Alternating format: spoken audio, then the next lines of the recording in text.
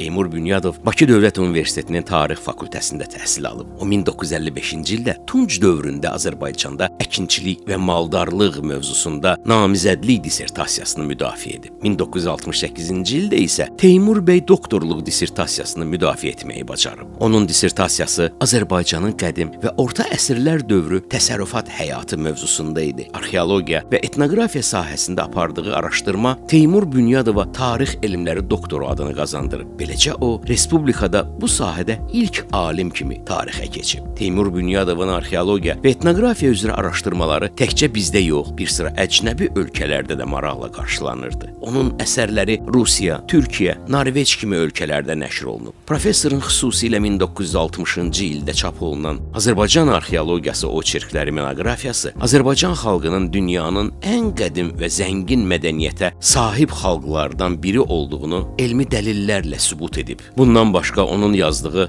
Əsrlərdən gələn səslər kitabı xalqımızın musiqi irsini tarixi etnoqrafik baxımdan araşdıran ilk əsərlərdən idi. Teymur Bünyadov 1-ci Qarabağ müharibəsi dövründə gənclərə vətənpərvərliyi, döyüş ruhu aşılamaq məqsədi ilə xalqımızın qəhrəmanlıq tarixindən bəhs edən Qız var oğuldan qeyrətli, Cavanşir, Atropat, Babək, Şəmsəddin Eldəniz kimi elmi populyar kitabçalar ərsəyə gətirib. Bundan əlavə Teymur bəy bədii yaradıcılıqla da məşğul idi. Onun 1991-ci ildə nəşr olunan Göz yaşları romanı və bayatılardan ibarət Xan Çınar kölgəsində, Anam birdir, Vətən tək, Başı çalmalı dağlar kitabları oxucular tərəfindən böyük maraqla qarşılanıb. Alimin Ana Kürüm, Qızıl Qaya, Mərd qalalar, Sərt qayalar və Zirvə qala kimi əsərləri isə Azərbaycanın müxtəlif bölgələrinin tarixi, etnoqrafiyasını əks etdirir.